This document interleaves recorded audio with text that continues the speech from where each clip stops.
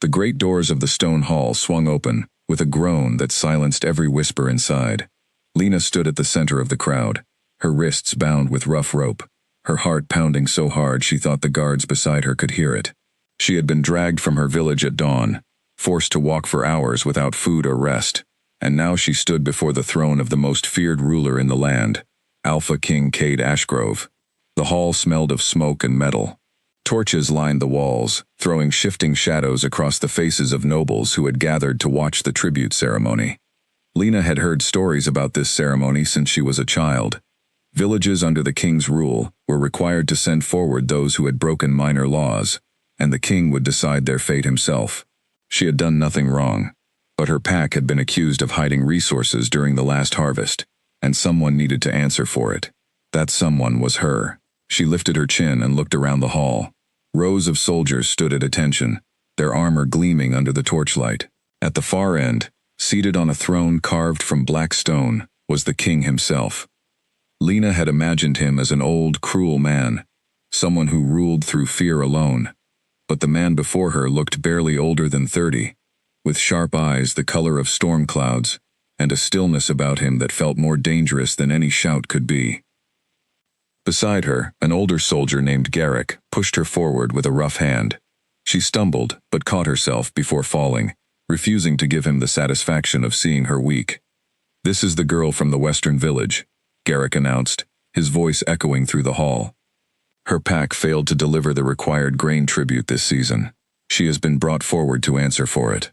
Murmurs rippled through the crowd. Lena felt every eye on her, judging, whispering, waiting to see what would happen next. She had seen what happened to others who displeased the king. Some were sent to work in the mines, others simply disappeared, and no one spoke of them again. The king studied her for a long moment. His expression gave nothing away. "Speak," he said finally, his voice low and steady. "Tell me why your pack failed to deliver what was owed."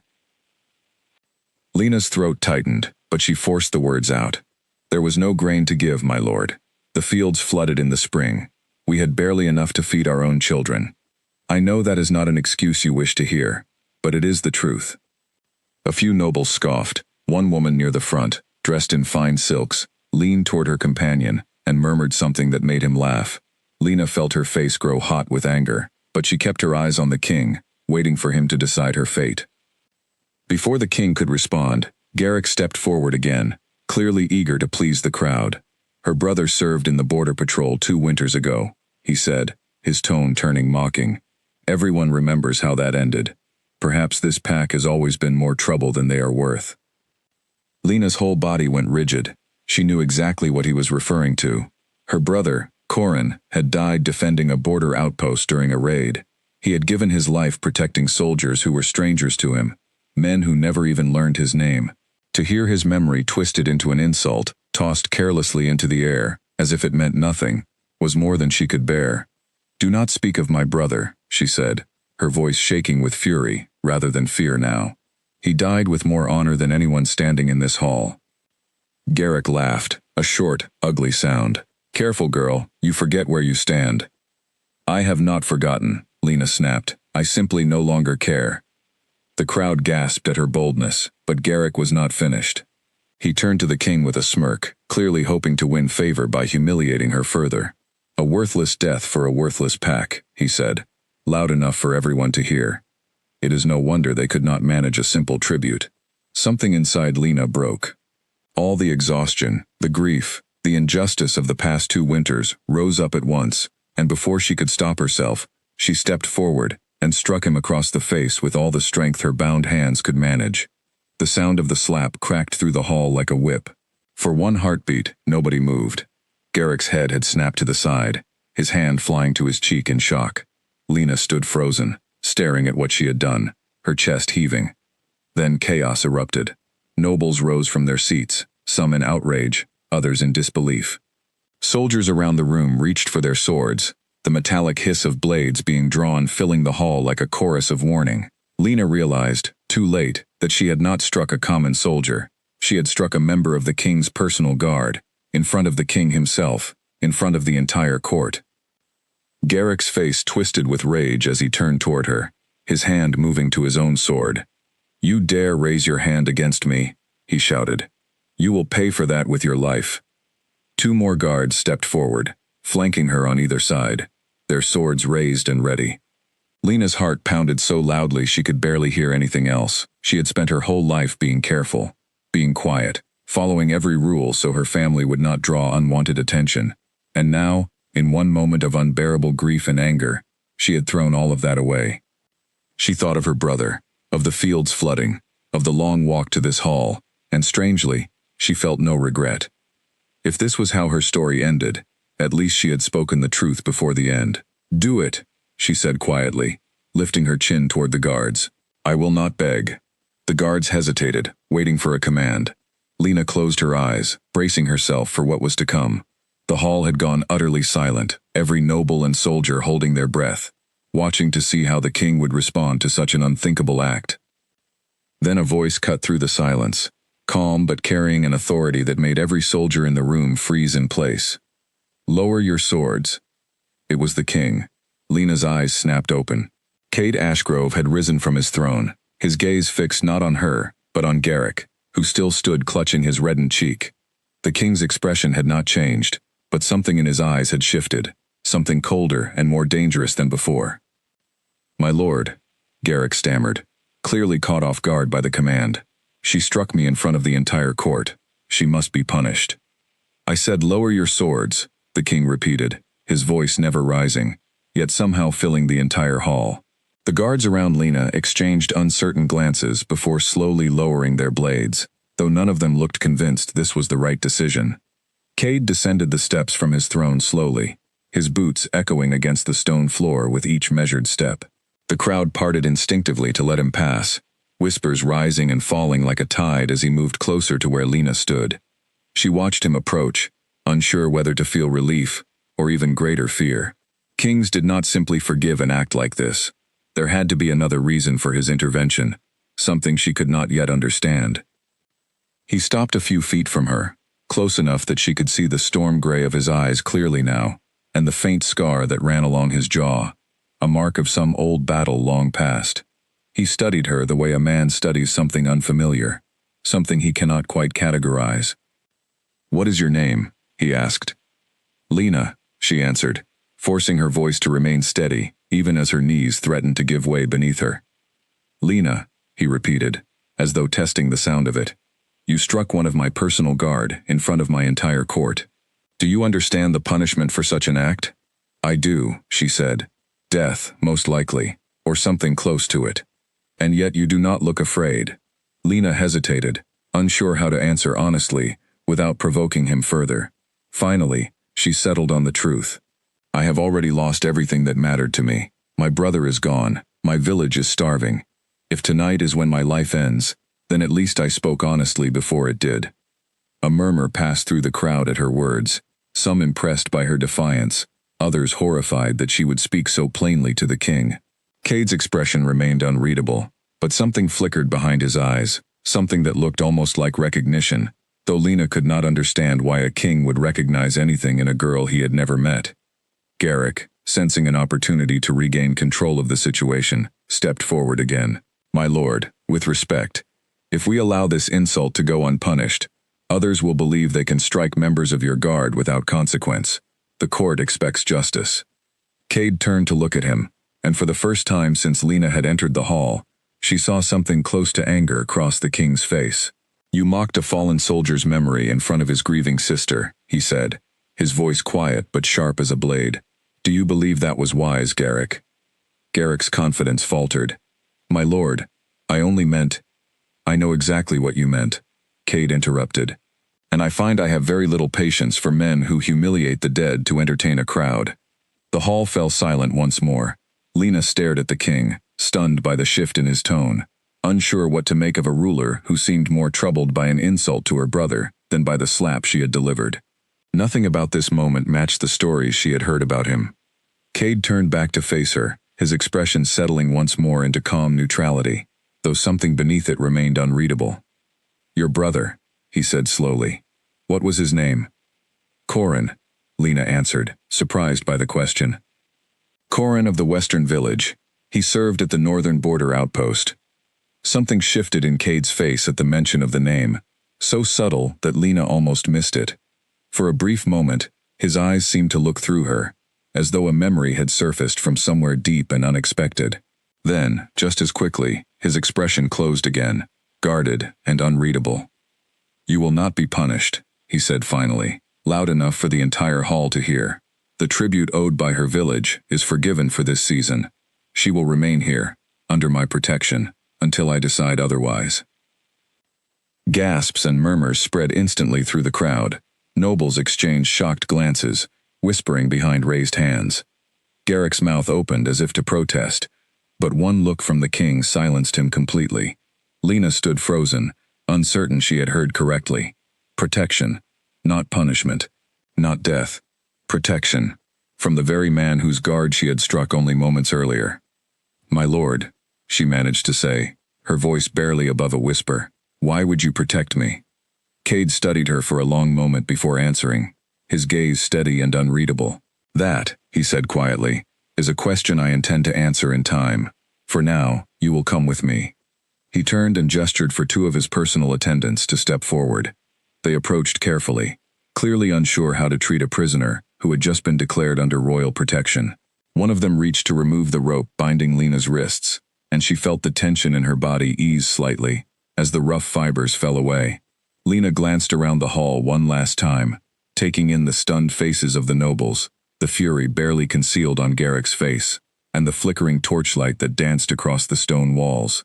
Nothing about this moment made sense to her. She had walked into this hall expecting to die, and instead, she was walking out under the protection of the very king she had struck in front of his entire court. As she followed the attendants toward a side door, she risked one glance back at Cade Ashgrove. He remained standing where he had stopped, watching her leave with an expression she could not decipher, something between curiosity and quiet resolve. Whatever reason lay behind his decision, she sensed it was far deeper than simple mercy. The doors closed behind her, and the sounds of the hall faded into silence. Lena stood in the dim corridor, her heart still racing, uncertain whether she had just been saved or merely delayed. One thing was certain, however. Her life had changed completely, in the span of a single moment, and she had no way of knowing what waited for her next, within the walls of the palace she now called her uncertain new home. Lena followed the two attendants through a maze of corridors, her bare feet cold against the stone floor. The palace was larger than anything she had ever imagined, with high ceilings carved with images of wolves running through forests, and windows that let moonlight spill across polished floors. She kept glancing over her shoulder, half expecting Garrick or another guard to appear and drag her back to face punishment after all. Every instinct told her that mercy from a king was rarely simple, and she could not shake the feeling that something else was happening beneath the surface of his decision. The attendants, a young woman named Alira and an older man named Doran, said little as they walked. Alira occasionally glanced at Lena with a mixture of curiosity and sympathy, while Doran kept his eyes forward, clearly uncomfortable with the entire situation. Finally, Alira broke the silence. "You are the first person I have ever seen the king protect like this," she said quietly.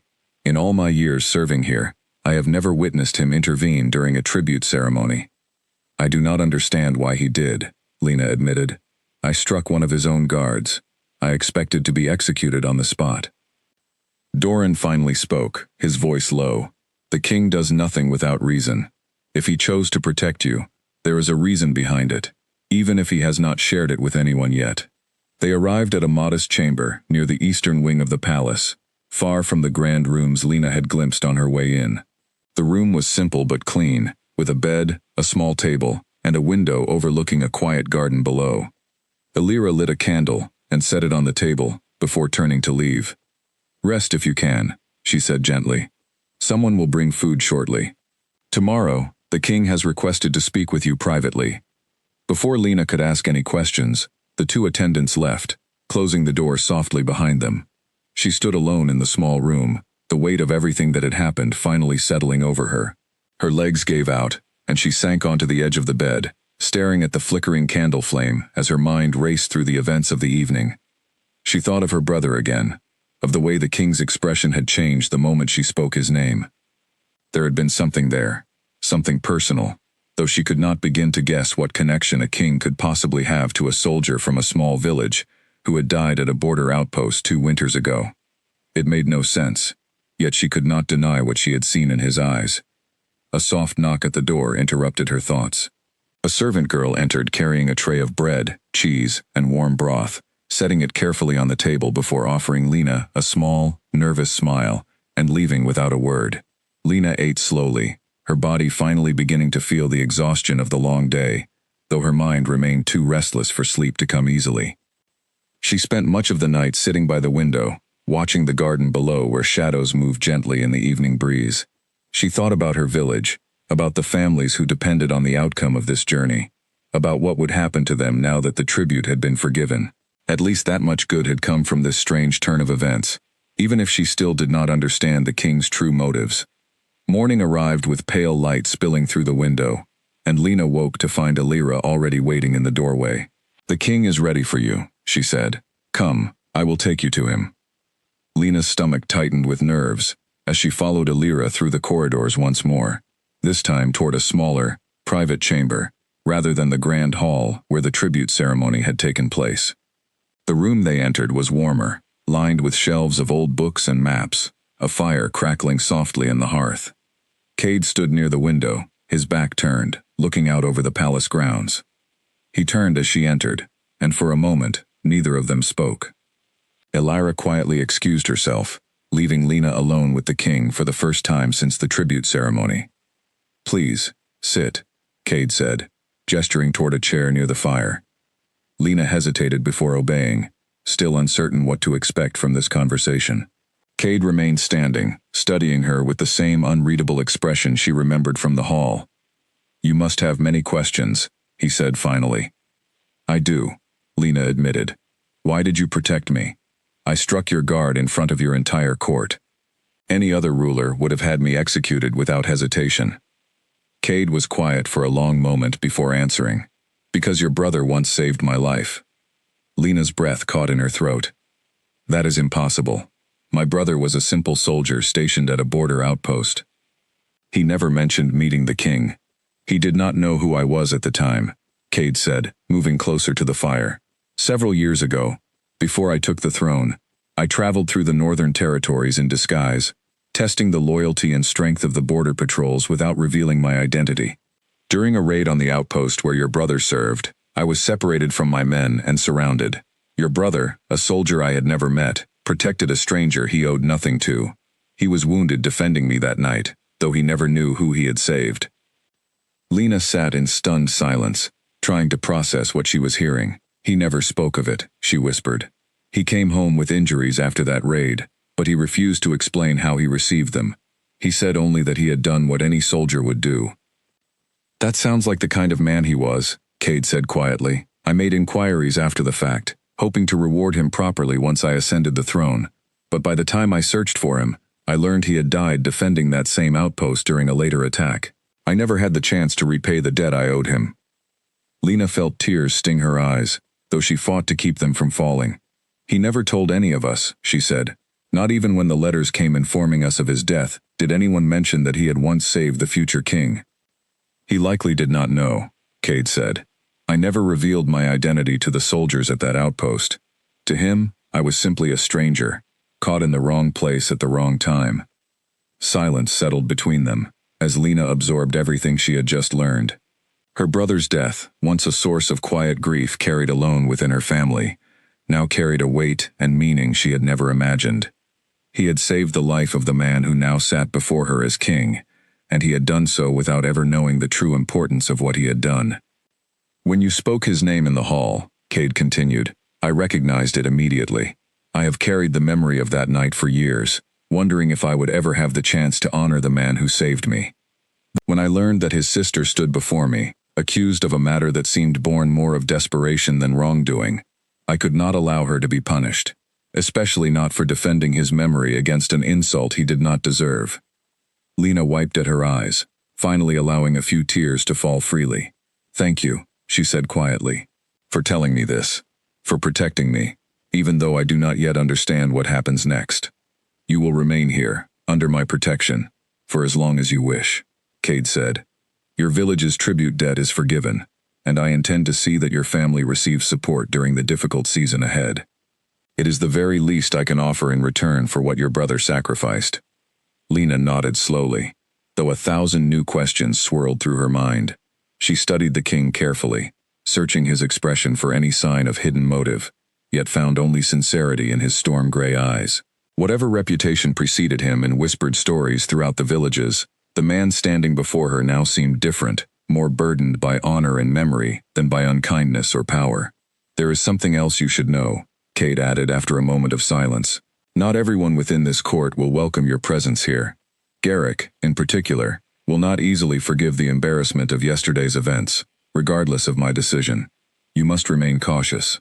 "I understand," Lena said, though a flicker of unease settled in her chest at his warning. She had already sensed the hostility radiating from Garrick and several of the nobles in the hall the previous evening. Whatever peace she had found within these palace walls felt fragile, as though it could shatter at the slightest provocation. Cade studied her a moment longer before speaking again. "I will assign guards to ensure your safety, and Alira will help you adjust to life within the palace. If you require anything at all, you need only ask." "Why does this matter so much to you?" Lena asked suddenly, unable to hold back the question any longer. "You are a king.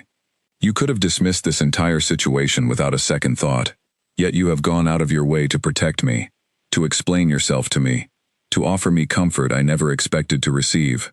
Cade's expression grew thoughtful, almost distant, as though searching for the right words.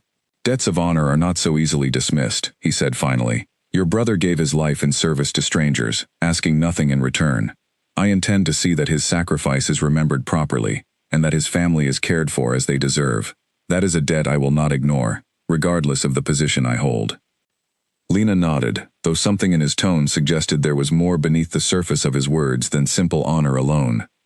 She could not yet name what that something might be, but she sensed it nonetheless, a quiet undercurrent she did not fully understand. As their conversation drew to a close, Alira returned to escort Lena back to her chamber. Before she left the room, Lena turned back toward the king one final time. "Thank you," she said again, her voice steady now, "for telling me the truth about my brother. It means more to me than you can possibly know." Cade offered a small, solemn nod in response, and for the briefest moment, Lena thought she saw something soften behind his composed expression, something that looked almost like relief. She left the room with her mind full of questions still unanswered, yet for the first time since her arrival at the palace, she felt a small, cautious sense of safety beginning to take root within her uncertain new life. Word of the king's decision spread through the palace faster than fire through dry grass. By the second day, Lena could feel the weight of curious and hostile stares wherever she walked. Servants whispered behind their hands when she passed, and nobles who once would have ignored a village girl entirely now watched her with sharp, calculating eyes. She had gone from an accused prisoner to a mystery the entire court was desperate to understand, and she quickly learned that neither position offered much comfort. Alira remained her steady companion through those early days, guiding her through the palace's unfamiliar customs and helping her adjust to a world so different from the one she had known. The clothing was finer, the meals more elaborate, the rules more complicated, yet Lena found herself missing the simplicity of her village, even with all its hardships. At least there, she had known exactly where she stood. "You should be careful around Lady Mirren," Alira warned one afternoon as they walked through the palace gardens. "She has hoped for years that the king would choose her daughter as a potential match. Your sudden presence here, and the king's obvious protection of you, has not gone unnoticed by her family." "I have no interest in taking anyone's place," Lena said honestly. "I am only here because of my brother. Once matters settle, I intend to return home." Alira gave her a knowing look, but said nothing further, leaving Lena to wonder what exactly she meant by it. She had not yet allowed herself to consider that her presence at the palace might mean anything beyond honoring her brother's memory, though she could not deny the strange pull she felt whenever she found herself in the king's company. That evening, Lena was summoned to join the king for a private meal, a request that immediately drew gossip throughout the palace corridors. She dressed in the modest gown Alira had provided and made her way nervously to the small dining chamber where Cade waited, seated at a table set for two rather than the grand hall used for formal court dinners. "I hope this is not too forward," Cade said as she entered. I thought you might prefer a quieter setting than the main hall, given everything that has happened. I appreciate that, Lena admitted, taking the seat across from him. The room was warm and softly lit, far removed from the tension of the tribute ceremony that had brought her here only days before. Their conversation began cautiously, filled with careful questions about her village, her family, and the customs she had grown up with. Cade listened intently, asking thoughtful questions that revealed a genuine curiosity rather than mere politeness. Lena found herself relaxing slightly as the meal progressed, surprised by how easily the conversation flowed despite the vast difference in their positions. You speak of your village with such affection, Cade observed at one point, even after everything it has cost your family. It is my home, Lena said simply. Whatever hardships we have faced, the people there care for one another. When the floods destroyed our crops, neighbors shared what little they had left, rather than let anyone starve. That kind of loyalty is not something I take lightly. That is a rare quality, Cade said quietly. Loyalty freely given, rather than commanded through fear or obligation. Lena studied him carefully, sensing an unspoken weight behind his words. Is that not how loyalty works here, within your court? Cade's expression grew distant for a moment. Much of the loyalty I receive is born from position rather than genuine devotion. Nobles support me because it benefits them to do so, not necessarily because they believe in what I am trying to build. It can be difficult to know who truly stands beside you and who simply stands near the throne. Lena had not expected such honesty from a king, and something about his admission softened the wariness she had carried since arriving at the palace. That sounds lonely, she said softly. Cade met her eyes, something flickering behind his composed expression. It can be, he admitted, though I have grown accustomed to it over the years.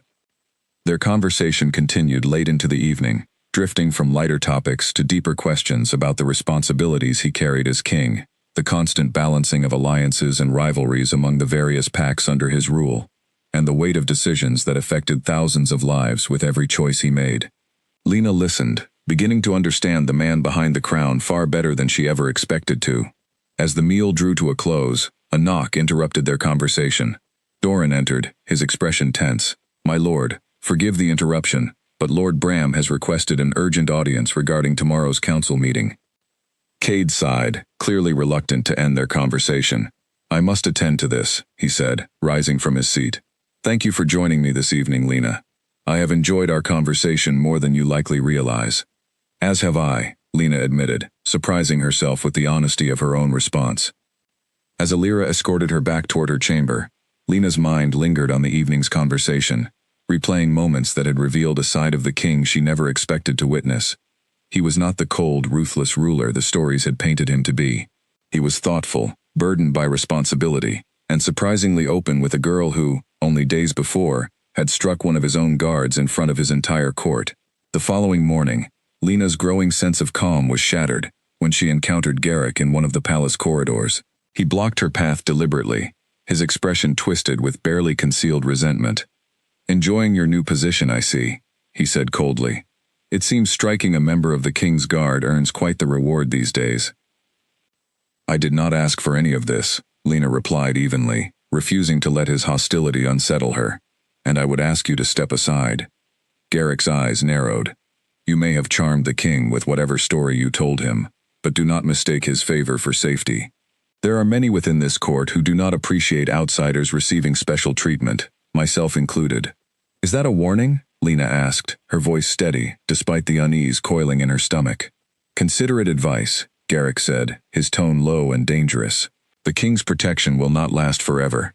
When it fades, remember that some of us have long memories. He brushed past her without another word, leaving Lena standing alone in the corridor, her heart pounding with a mixture of anger and apprehension. Whatever fragile peace she had begun to find within the palace walls, she understood now that danger lurked far closer than she had realized, and it would take more than the king's protection alone to keep her truly safe.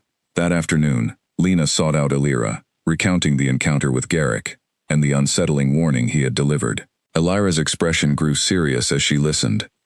Garrick has always been ambitious, she said carefully. He has served the king loyally for years, hoping to rise higher within the court. The humiliation of yesterday's events, especially in front of the entire hall, has wounded his pride deeply. Men like him do not easily forgive such things. Should I tell the king? Lena asked. Alira hesitated.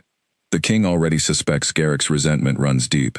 He would likely take the warning seriously, but doing so may only deepen the rift between them, and Garrick still commands loyalty among certain factions within the Guard. It is a delicate situation. Lena absorbed this information with growing unease, realizing for the first time just how complicated her new circumstances truly were. She had entered the palace believing her greatest danger was the king's judgment. Now she understood that the true threats surrounding her were far more numerous and far less predictable than she had ever imagined. As the days passed, Lena found herself caught between two worlds, the growing warmth of her private conversations with Cade, and the increasing hostility simmering beneath the surface of the court around her. She began to understand that surviving within these palace walls would require more than simple gratitude toward the king who had spared her life. It would require caution, patience, and a strength she was only beginning to discover within herself. Nearly 2 weeks passed before Lena began to feel a small measure of steadiness within the palace walls. Her days settled into a quiet rhythm, mornings spent walking the gardens with Alira, afternoons learning the customs and history of the kingdom from Doran, and evenings occasionally spent in conversation with Cade, though those meetings remained careful and infrequent, as if both of them understood the delicate nature of what was slowly forming between them. Despite the growing calm, Lena remained watchful. Garrick's warning had planted a seed of unease that never fully left her thoughts, and she noticed the way certain nobles watched her during meals, their expressions ranging from curiosity to open disdain. She had become a topic of fascination and suspicion throughout the court, a position she had never asked for and did not entirely understand how to navigate. One afternoon, while walking through the palace library searching for a book Doran had recommended, Lena encountered a young noblewoman she had not yet met. The woman introduced herself as Mira, a distant cousin of Lord Bram, and unlike most of the court, she greeted Lena with genuine warmth rather than suspicion. "You are the girl everyone has been whispering about," Mira said with a small smile. "I must admit, I expected someone far more intimidating, given the stories circulating through the halls." Lena laughed softly, surprised by the woman's easy friendliness. "I assure you, the stories are likely far more dramatic than the truth." "Perhaps," Mira said, taking a seat across from her. "Though I have heard the king himself explained his reasons to you directly. That alone is unusual. He rarely explains his decisions to anyone, let alone someone he has only just met." Lena hesitated, unsure how much to share, though something about Mira's genuine curiosity felt harmless, rather than threatening. "He knew my brother," she said simply. "Or rather, my brother once helped him, long before he took the throne." Mira's eyebrows rose with interest. That would explain quite a lot. "The king has always placed great value on loyalty and honor. If your brother earned his respect in such a way, it is no wonder he has chosen to protect you so fiercely." Their conversation continued pleasantly for nearly an hour, and Lena found herself grateful for the unexpected companionship. Mira spoke openly about life within the court, offering insights into the various nobles and their shifting alliances, information that Lena suspected would prove valuable in the days ahead. "Be cautious of Lady Mirren," Mira warned, as their conversation drew to a close. "She has long hoped her daughter would secure a match with the king. Your presence here, and the attention he has shown you, has not gone unnoticed by her family. She is not someone who enjoys watching her plans disrupted." "I have no intention of interfering with anyone's plans," Lena said honestly. "I am simply trying to understand where I belong within all of this."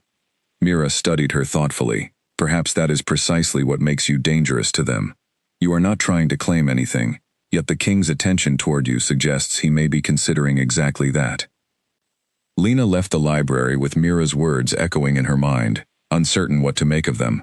She had not allowed herself to consider the possibility that Cade's growing attentiveness toward her carried any deeper meaning beyond honoring her brother's memory, yet the seed of doubt Mira had planted proved difficult to ignore entirely. That evening, Cade requested her presence once more, this time not for a private meal, but to accompany him on a walk through the palace grounds as the sun began to set. Guards trailed a respectful distance behind them, as they walked along a quiet path lined with tall trees, the evening air cool and pleasant after the warmth of the day. "You seem troubled," Cade observed after several minutes of comfortable silence. Has something happened? Lena considered deflecting the question, but something about his steady, patient presence encouraged honesty. I spoke with a noblewoman today, Mira. She suggested that my presence here has caused concern among certain families who hoped for a different outcome regarding your future. Cade's expression grew thoughtful, though not entirely surprised. Lady Mirren, I assume? You already knew. I am aware of the political maneuvering that surrounds every decision I make, Cade said with a hint of weariness in his voice. It is an unfortunate reality of ruling a kingdom built from many packs, each with their own ambitions and expectations. Is that why you protected me? Lena asked suddenly, the question slipping out before she could stop herself. Some political maneuver of your own? Cade stopped walking and turned to face her fully, his expression unusually open. No, he said firmly.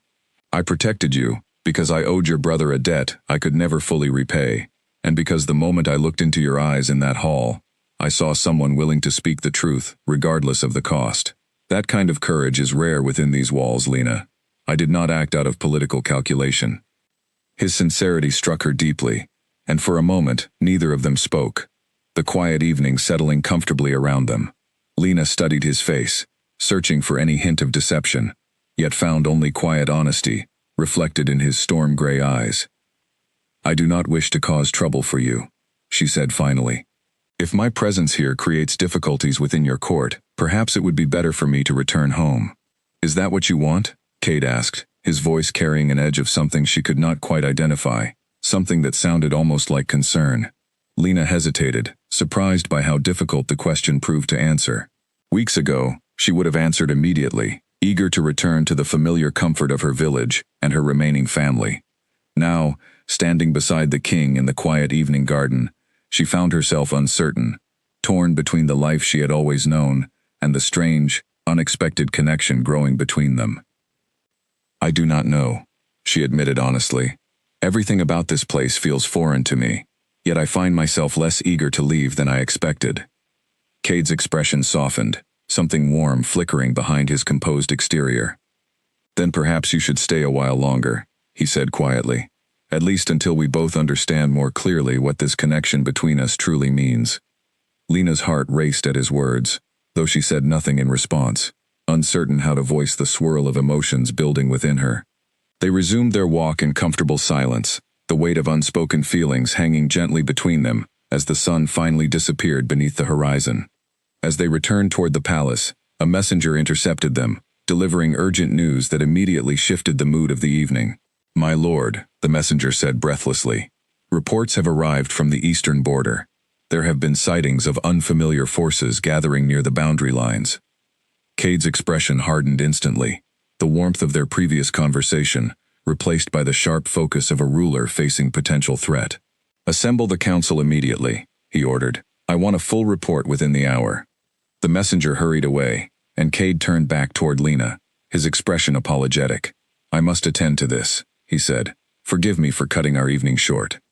Of course, Lena said, though concern for the sudden shift in circumstances settled heavily within her. Please, be careful.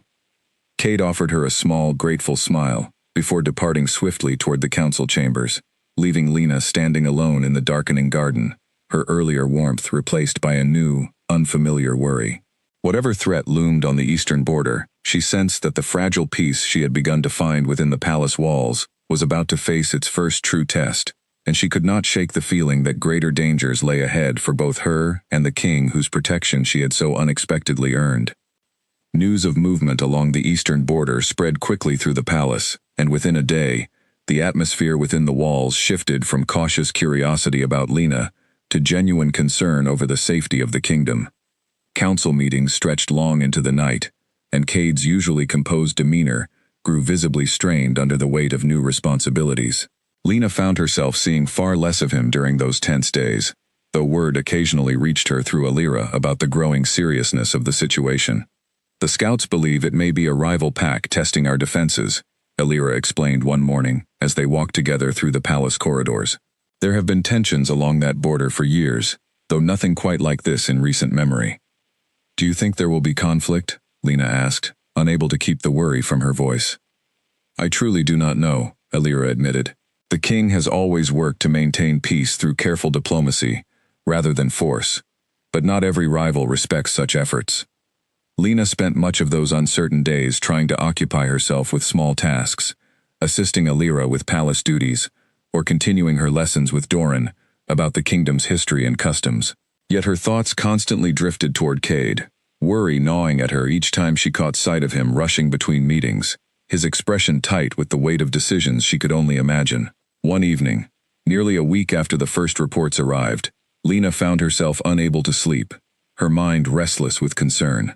She wandered quietly through the palace gardens, the cool night air offering some small comfort against the anxiety that had settled deep within her chest. To her surprise, she found Cade there as well, standing alone near a small fountain, his expression distant and heavy with thought. "You should be resting," she said softly, approaching carefully so as not to startle him. Cade turned, a tired but genuine smile crossing his face at the sight of her. "I could say the same to you." "I could not sleep," Lena admitted. "I have been worried about the border situation, though I imagine that worry pales in comparison to what you carry."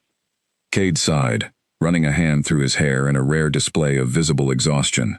The council remains divided on how best to respond. Some urge immediate military action, believing any hesitation will be seen as weakness. Others counsel patience, fearing that overreaction could ignite a larger conflict we are not prepared to face. "What do you believe?" Lena asked, moving to stand beside him near the fountain. "I believe patience is often mistaken for weakness by those who have never truly understood the cost of war," Cade said quietly. "Yet I also understand that patience carried too far can be equally dangerous. Finding the correct balance is rarely simple." Lena studied his profile in the moonlight, noticing the deep lines of worry etched across his usually composed features. "You carry a great deal of weight upon your shoulders," she said softly. "It is the burden of the position," Cade replied. "One I accepted willingly, though I confess there are nights it feels heavier than others." They stood together in comfortable silence for several long moments, the soft sound of water trickling from the fountain, the only noise breaking the quiet of the evening. Finally Cade spoke again, his voice softer than before. "I find that your presence brings me a strange sense of calm, even amid all this uncertainty," he admitted. "I am not entirely certain what to make of that."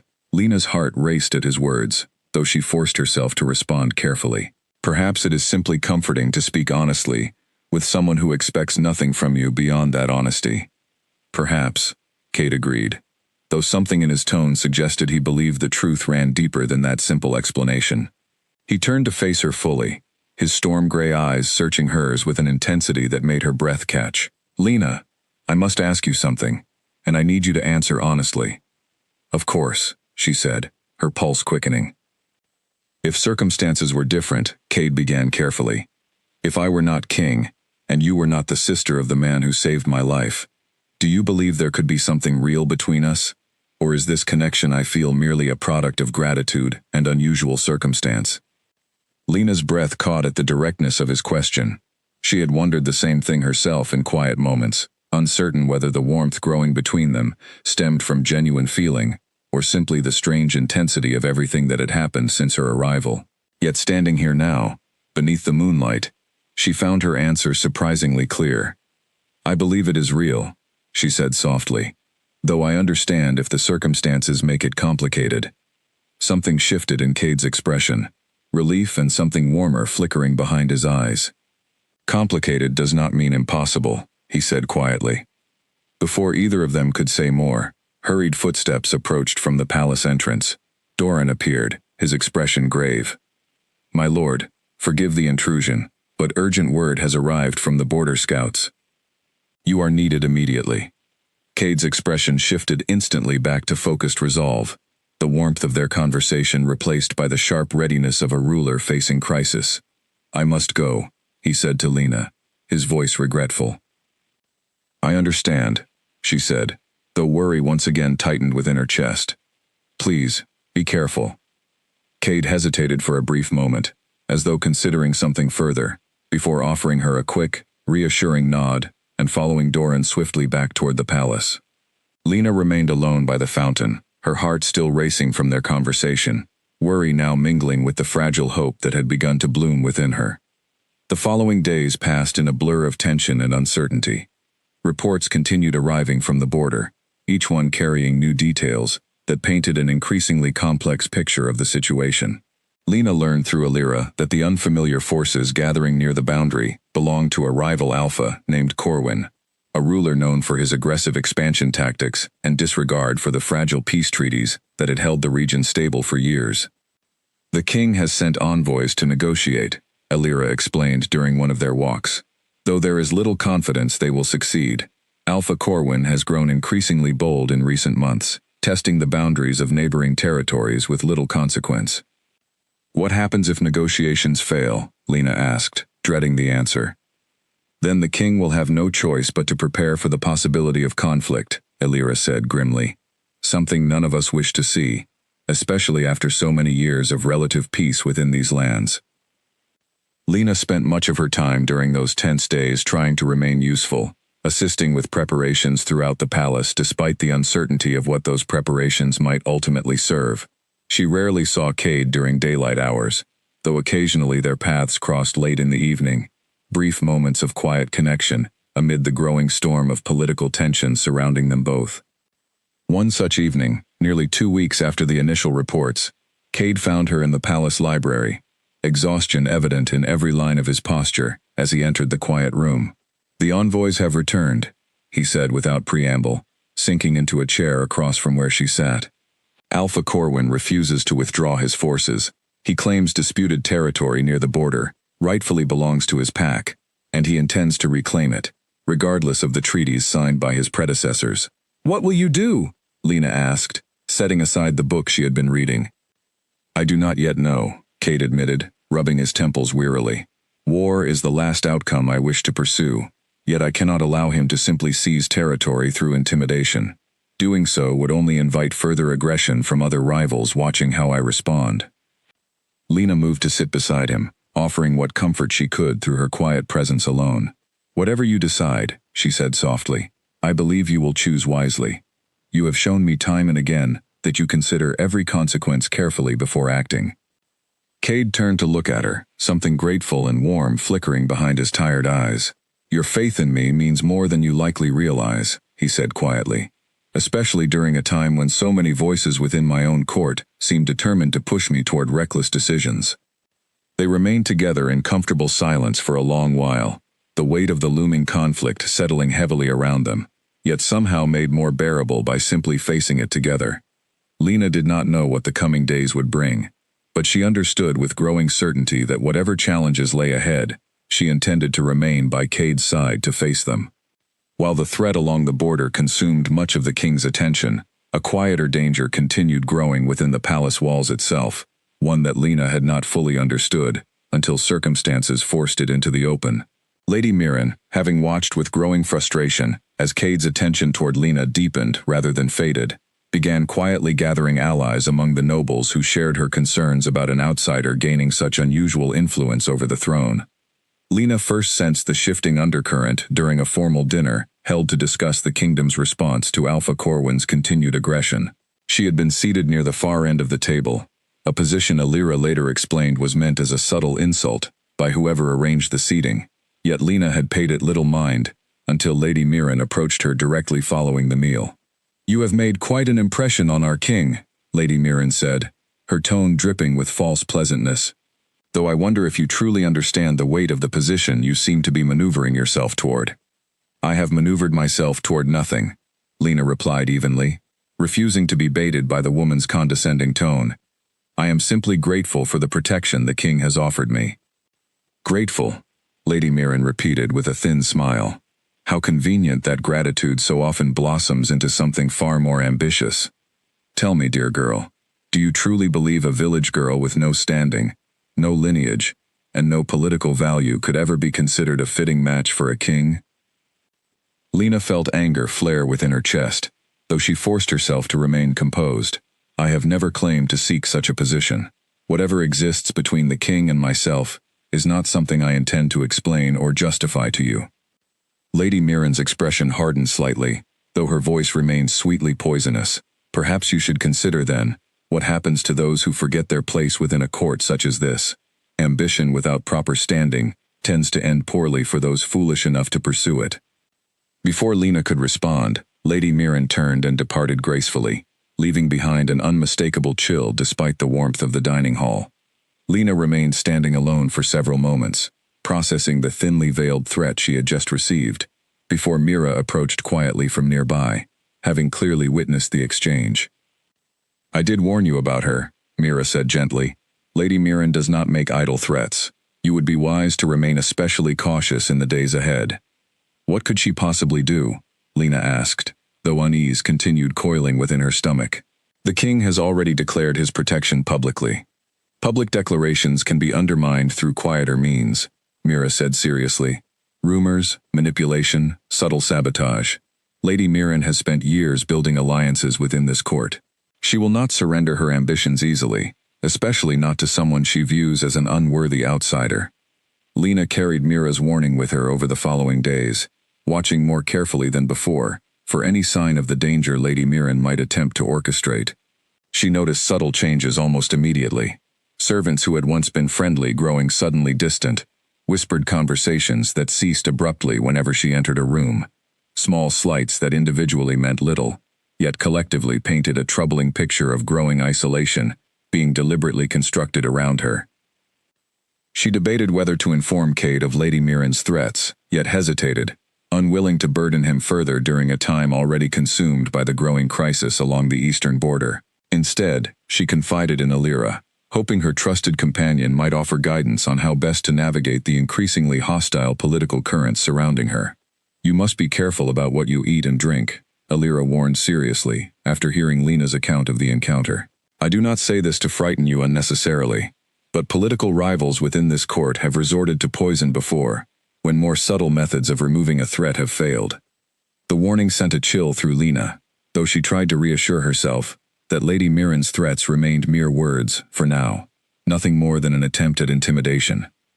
Yet the seed of fear Alira's warning planted proved difficult to fully dismiss, and Lena found herself growing increasingly watchful during meals and gatherings throughout the following days. Meanwhile, tensions along the eastern border continued escalating, despite ongoing diplomatic efforts. Cade grew increasingly consumed by council meetings and strategic planning, his rare moments of respite becoming even more infrequent, as the crisis demanded nearly all of his attention. When they did manage brief conversations, Lena chose not to burden him with her own concerns regarding Lady Mirren, sensing he already carried more than enough weight upon his shoulders.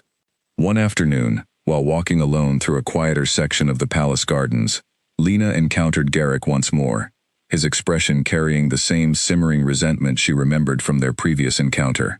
This time, however, his tone carried something more calculated than simple hostility. "I hear Lady Mirren has taken an interest in your presence here," he said, falling into step beside her uninvited. "It seems you have made quite a few enemies, for someone who claims to want nothing beyond simple gratitude." "What do you want, Garrick?" Lena asked, tired of the constant undercurrent of threat that seemed to follow her throughout the palace. "Merely offering friendly advice," Garrick said with a humorless smile. "The king's protection has kept you safe thus far, but protection can be withdrawn, especially if circumstances shift dramatically enough.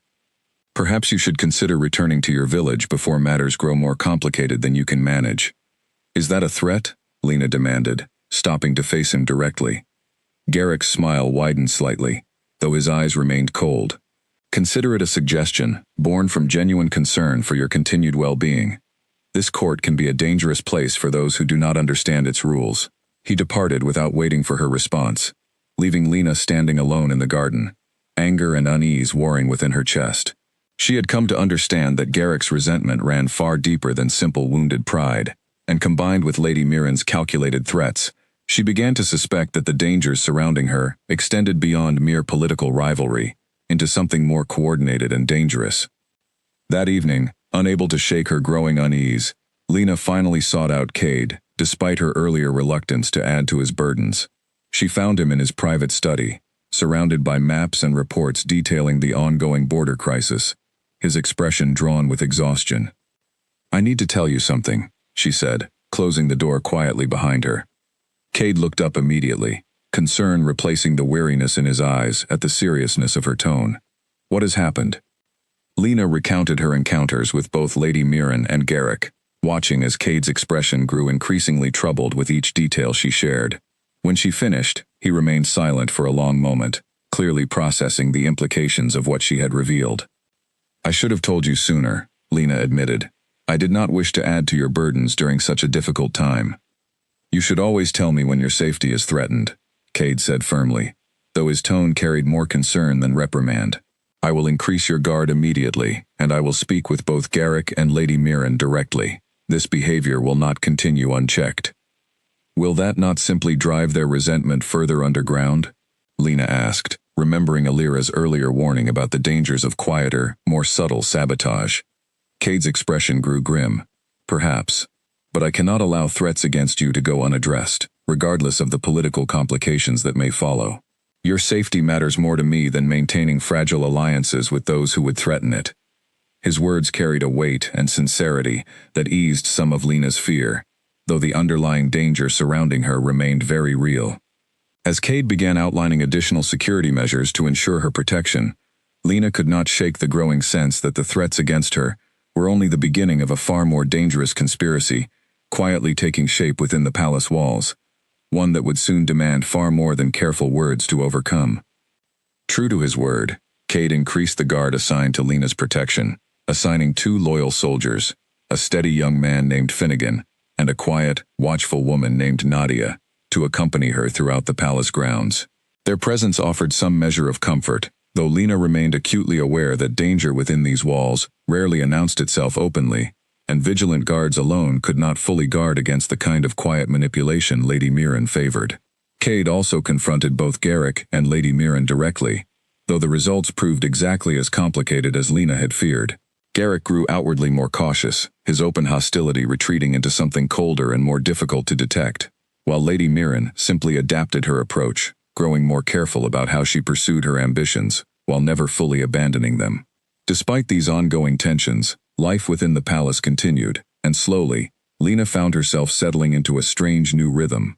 She began assisting more actively with palace matters, offering insight from her experience managing resources within her own struggling village, insight that Cade found genuinely valuable as the kingdom worked to prepare contingencies for the ongoing crisis along the eastern border. "You have a practical understanding of hardship that many within this court lack entirely," Cade observed one afternoon as they reviewed reports together regarding food distribution strategies should the border conflict disrupt trade routes. "Your suggestions regarding rationing and community support systems reflect real experience, not merely theoretical planning. When resources are scarce, people must learn to work together or face true suffering," Lena explained. "I have seen both outcomes within my own village, and I know which one leads to survival." Cade studied her with evident admiration. "I find myself relying on your counsel more than I initially expected. You bring a perspective this court desperately needs." Their working relationship deepened alongside their growing personal connection, and Lena began to feel, for the first time since arriving at the palace, that she truly belonged there, not merely as someone under the king's protection, but as someone whose presence added genuine value to the kingdom's future. That sense of belonging brought her both comfort and a new kind of vulnerability, for the more she allowed herself to care about this place and the man who ruled it, the more she had to lose should everything eventually collapse. One evening, following a particularly productive council session where several of Lena's suggestions had been formally adopted into the kingdom's contingency planning, Cade requested she join him for a private walk through the gardens, much as they had done weeks before when their connection first began to deepen. "I wanted to thank you properly," he said, as they walked beneath the soft glow of lanterns lining the garden paths. "Your contributions today were invaluable. Several council members, who initially doubted your presence here, have begun to see your genuine worth." "I am glad to have helped," Lena said, warmth spreading through her chest at his praise, "though I imagine not everyone shares that newfound appreciation." Cade's expression grew slightly rueful. "No, not everyone." Lady Mirren remains unconvinced, though her objections grow increasingly difficult to justify given your clear contributions to the kingdom's well-being. They walked in comfortable silence for several minutes before Cade spoke again, his tone shifting toward something more personal. "Lena, these past weeks have shown me something I did not expect to find. Not merely gratitude for your brother's sacrifice, but genuine partnership, and something deeper still that I find myself unable to ignore any longer. Lena's heart raced at his words, understanding the weight behind what he was carefully working toward. Cade, she said softly, using his given name for the first time since their earliest conversations. I feel it too. Whatever this connection is between us, I no longer believe it is simply born from circumstance or gratitude alone. Cade stopped walking, turning to face her fully beneath the soft lantern light. I care for you deeply, he said, his voice carrying a vulnerability she had rarely witnessed from the composed king she had come to know. Not merely as someone I am obligated to protect, but as someone whose presence has become essential to my own happiness, despite the complications that presence brings to this court. The complications frighten me, Lena admitted honestly. Lady Mirren's threats, Garrick's resentment, the political consequences of a king showing favor towards someone with no standing or lineage. I do not wish to become a burden that undermines your ability to rule effectively. You could never be that burden, Cade said firmly, reaching to gently take her hand in his. If anything, you have shown me a version of leadership rooted in genuine care and practical wisdom, rather than empty political calculation. That is not a weakness, Lena. It is exactly the kind of strength this kingdom needs. His words, combined with the warmth of his hand holding hers, eased much of the fear that had been building within her chest over the preceding weeks. For the first time, she allowed herself to fully believe that whatever they were building together might genuinely have a future, despite the obstacles surrounding them. I do not know what the days ahead will bring, Lena said softly, with the border crisis, with Lady Mirren's ambitions, with everything still uncertain. But I know that whatever happens, I want to face it standing beside you, not merely as someone you protect, but as someone who chooses to remain here freely. Cade's expression softened into something profoundly warm, and he lifted her hand gently to press a soft kiss against her knuckles, a simple yet deeply meaningful gesture that spoke volumes beyond mere words. Then let us face whatever comes together, he said quietly. Their quiet moment was interrupted, as it so often seemed to be, by the arrival of a messenger carrying urgent news, though this time the message carried a different weight entirely. The messenger, breathless from hurrying through the palace, delivered word that Alpha Corwin had agreed to a formal negotiation meeting, offering a potential path toward resolving the border crisis without resorting to open conflict. This could be the opportunity we have been hoping for, Cade said, relief evident in his voice as he read through the formal message. If we can negotiate a lasting resolution, we may avoid the war so many feared was inevitable. When will this meeting take place? Lena asked, cautious optimism mixing with lingering worry. Within the week, Cade replied, already beginning to consider the strategic implications of the sudden development. I will need to prepare carefully. Alpha Corwin is not known for straightforward dealings, and I suspect this negotiation will require careful navigation to ensure it does not become merely another opportunity for him to test our defenses further. Despite the uncertainty surrounding the upcoming negotiation, Lena felt a renewed sense of hope settling within her chest. Hope not only for the resolution of the border crisis, but for the future she and Cade had just begun to openly acknowledge between them. Yet even as that hope grew, she could not fully shake the lingering unease regarding the dangers still simmering within the palace walls themselves. Dangers that remained unresolved, despite the growing warmth between her and the king she had come to care for so deeply. Preparations for the negotiation with Alpha Corwin consumed the palace over the following days, with Cade spending long hours in council meetings, alongside his most trusted advisors, strategizing every possible approach the rival Alpha might take during the discussions. Lena continued offering what insight she could, though she remained largely focused on her own quiet observations of the shifting dynamics within the court, sensing that danger still lurked despite the temporary distraction of the border crisis. Her instincts proved correct sooner than she expected. 3 days before the scheduled negotiation, Lena fell suddenly and severely ill after the evening meal, collapsing in her chamber with violent stomach pain that left Alira frantically summoning the palace healer in the middle of the night. By the time Cade arrived, alerted by an urgent messenger, Lena lay pale and weakened in her bed, the healer working quickly to determine the cause of her sudden collapse. Poison, the healer confirmed grimly, after a thorough examination, holding up a small vial of dark liquid discovered among the remnants of Lena's evening tea. A slow-acting variety, likely intended to appear as natural illness rather than an obvious attack. Fortunately, she consumed only a small amount before the effects became apparent enough to seek help. Cade's expression transformed from worry into cold fury as the healer's words sank in. Who had access to her evening meal? He demanded, his voice carrying a dangerous edge Lena had never heard from him before. The kitchen staff, primarily, Elira answered, her own face pale with shock and fear. Though anyone with sufficient access to the palace corridors could potentially have tampered with the tray before it reached her chamber. Find out immediately, Cade ordered, his tone leaving no room for delay. I want every servant who touched that tray questioned within the hour. As guards moved swiftly to carry out his orders, Cade remained by Lena's bedside, his hand gripping hers tightly, his expression a mixture of fear and barely controlled rage. You will recover, he said firmly, as though saying the words aloud could make them absolutely certain. The healer caught this in time. You will recover.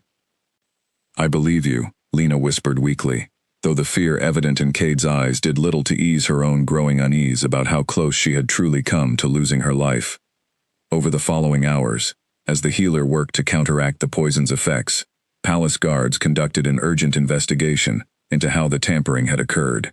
By dawn, they had uncovered enough evidence to identify a young kitchen servant named Bethan, who, under intense questioning, finally confessed to adding the poison to Lena's tea after being bribed with a substantial sum of money. Who paid you to do this? Cade demanded, standing before the trembling servant in the palace's private questioning chamber, his expression carrying a barely restrained fury that made even the guards present visibly uneasy. Bethan's hands shook as she spoke, tears streaming down her face. I did not know her name, my lord. A woman approached me weeks ago, offering money I desperately needed for my sick mother's care. She never revealed her identity, only instructed me on exactly what to do and when. Describe her, Cade pressed, his tone remaining sharp despite the servant's obvious distress. Bethan's description, though vague, contained enough specific details, mention of a particular perfume, a distinctive ring worn on her right hand, a voice carrying refined court accent, that suspicion quickly settled upon Lady Mirren, though concrete proof remained frustratingly elusive. We cannot simply accuse a noblewoman of this magnitude without solid evidence, Doran cautioned during an urgent council meeting called to address the crisis. Lady Mirren commands significant influence within the court. An unfounded accusation could create political chaos we cannot afford, especially with the negotiation with Alpha Corwin so close at hand. I do not care about political chaos, Cade said sharply, his composure finally cracking under the weight of his fury and fear. Someone attempted to murder Lena within my own palace. I will not allow that to go unanswered simply because the perpetrator holds noble standing. My lord, Doran said carefully, I understand your anger, but acting rashly now could undermine everything we have worked toward, both regarding the border crisis and regarding Lena's safety moving forward. We must proceed carefully, gathering irrefutable proof before taking any formal action. Cade's jaw tightened, clearly struggling against his instinct to confront Lady Mirren directly, yet ultimately recognizing the wisdom in Doran's caution. Then we will gather that proof, he said finally, his voice cold with determination. But make no mistake, once we have it, there will be consequences severe enough to ensure nothing like this ever happens again. Over the following days, while Lena slowly recovered under the careful attention of the palace healer, a quiet investigation continued, gathering testimony and evidence that gradually built an increasingly damning case against Lady Mirren. Mira, horrified upon learning what had happened, quietly offered additional information she had gathered from careful observation of Lady Mirren's recent behavior, including suspicious meetings with individuals outside the palace and unusual financial transactions that aligned precisely with the timeline of Bethan's bribery. As Lena regained her strength, her fear gradually transformed into a steady resolve. She had come too far, endured too much, to allow threats and manipulation to drive her away from the life and love she had found within these palace walls. When Cade visited her chamber one evening, still visibly shaken by how close he had come to losing her, she found herself offering him comfort rather than seeking it herself. I am not afraid, she said firmly, meeting his worried gaze steadily. Lady Mirren wanted to frighten me into leaving, or worse, wanted to eliminate the perceived threat I represent to her ambitions entirely. I refused to give her that victory. I nearly lost you, Cade said quietly, his voice carrying a rawness she had rarely witnessed from him. I do not know what I would have done if the healer had not caught the poison in time. But you did not lose me, Lena said gently, reaching to take his hand. I am still here, and I intend to remain here, standing beside you, regardless of whatever dangers Lady Mirren or anyone else attempts to throw in our path. Cade studied her for a long moment, admiration and love evident in his gaze despite the exhaustion and worry still etched across his features. Your strength continues to remind me why I care for you so deeply, he said softly. Once we have the proof we need, Lady Mirren will face justice for what she has done. I will not allow this threat against you to go unpunished. As Lena's recovery continued and the investigation gathered momentum, word arrived that the negotiation with Alpha Corwin remained scheduled to proceed as planned, adding yet another layer of pressure to the already tense atmosphere within the palace. Cade would soon need to divide his attention between securing peace along the eastern border and finally confronting the treachery that had nearly cost Lena her life, a dual challenge that would test both his leadership and his resolve in ways he had never before faced. Despite the lingering danger of an unpunished conspiracy still hanging over the palace, Cade made the decision to proceed with the scheduled negotiation with Alpha Corwin, understanding that the fate of the entire kingdom depended on resolving the border crisis before it escalated into open warfare. He insisted, however, that Lena remain closely guarded during his absence, unwilling to risk any further attempts against her safety while he traveled to meet with the rival Alpha. I do not like leaving you here, while this threat remains unresolved, Cade admitted the evening before his departure, sitting beside her in her chamber as she continued recovering her full strength. Yet I cannot delay this negotiation without risking far greater consequences for the entire kingdom. I understand, Lena said, though worry for his safety during the negotiation weighed heavily upon her as well. Please, be careful. Alpha Corwin has shown little regard for honorable dealings thus far. I will proceed with caution, Cade promised, though his expression remained troubled. Doran and Finnegan will remain here to ensure your continued protection, and I have instructed them to proceed carefully with the investigation into Lady Mirren while I am away. The following morning, Cade departed with a carefully selected contingent of guards and advisors, leaving the palace unusually quiet in his absence. Lena, though still recovering, found herself restless, unable to fully relax while uncertainty surrounded both the outcome of the negotiation and the unresolved conspiracy against her own safety. 2 days into Cade's absence, Mira arrived at Lena's chamber with urgent news, her expression tense with barely contained excitement. We have found something, she said breathlessly. Concrete evidence linking Lady Mirren directly to the poison used against you. She explained that a thorough search of Lady Mirren's private chambers, conducted with careful discretion by loyal guards under Doran's supervision, had uncovered correspondence detailing the arrangement with Bethan, along with a matching sample of the poison used, hidden carefully among the noblewoman's personal belongings. This is enough to formally charge her, Doran confirmed when he joined them shortly after, carrying the gathered evidence carefully wrapped for safekeeping. Though I believe we should wait for the king's return before taking formal action. A matter of this magnitude requires his direct authority to resolve properly.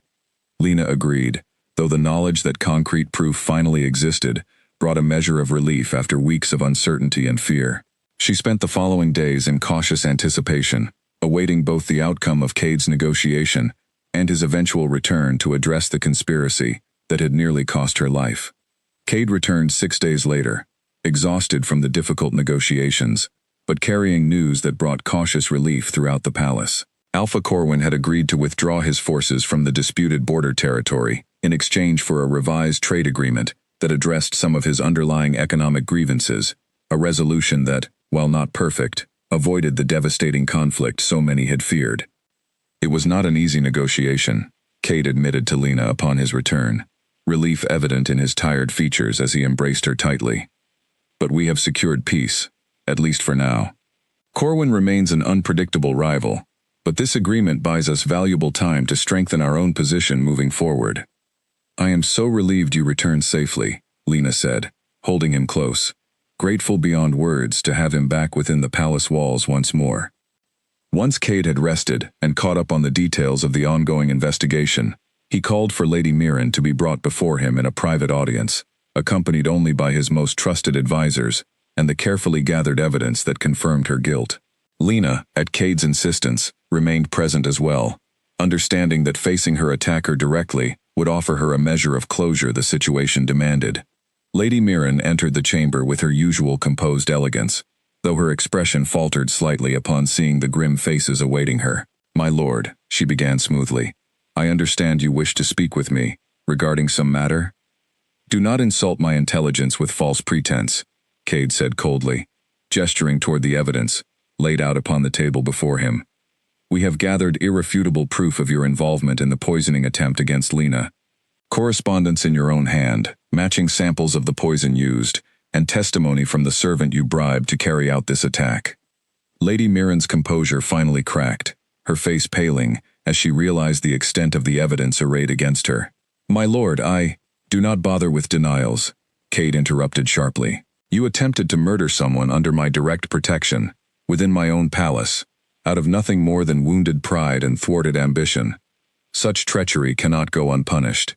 Lady Mirren's expression shifted rapidly through shock, fear, and finally a kind of bitter resignation. "I merely wish to protect my daughter's future," she said quietly, though the excuse carried little weight, given the severity of her actions. "This girl arrived from nowhere, and threatened everything I had spent years carefully building. Your ambitions do not justify attempted murder," Cade said firmly. "For your crimes, you are hereby stripped of your title, and standing within this court, and you will be exiled from these lands, never to return under penalty of severe punishment. Consider yourself fortunate that Lena's recovery spares you from facing even harsher justice." Lady Mirren's face crumpled, though she offered no further protest, understanding the finality of the king's judgment. Guards escorted her from the chamber to begin preparations for her immediate exile, leaving behind a heavy silence as the weight of the resolved conspiracy settled over those who remained. "It is finally over," Lena said quietly, once Lady Mirren had been removed from the room, relief and lingering unease mingling within her chest. "This particular threat, yes," Cade said, moving to stand beside her, his expression softening as he took her hand gently in his. "Though I suspect there will always be those within this court who resist change or challenge tradition. What matters most is that we face such challenges together, moving forward." Lena nodded, drawing strength from his steady presence beside her. The path that had brought her to this moment had been fraught with danger and uncertainty, from the desperate slap that had nearly cost her life, through weeks of political intrigue and genuine peril, to this moment of hard-won justice and resolution. Yet through it all, she had found something she never expected within these palace walls, not merely safety and protection, but genuine partnership and love with the man who now stood beside her, ready to face whatever challenges the future still held in store for them both. In the weeks that followed Lady Mirren's exile, the palace gradually settled into a calmer, steadier rhythm than Lena had known since her arrival. The lingering tension that had once filled the corridors seemed to ease with each passing day, and even Garrick, perhaps sensing the shifting tides within the court, grew noticeably more cautious in his behavior, offering Lena grudging respect rather than open hostility whenever their paths crossed. Cade devoted himself to strengthening the kingdom's position following the resolution of the border crisis, working diligently to solidify the trade agreement with Alpha Corwin, while also addressing the deeper concerns that had allowed Lady Mirren's conspiracy to take root within his own court in the first place. He implemented new measures to ensure greater transparency and accountability among his advisors, determined to prevent such treachery from finding fertile ground again in the future.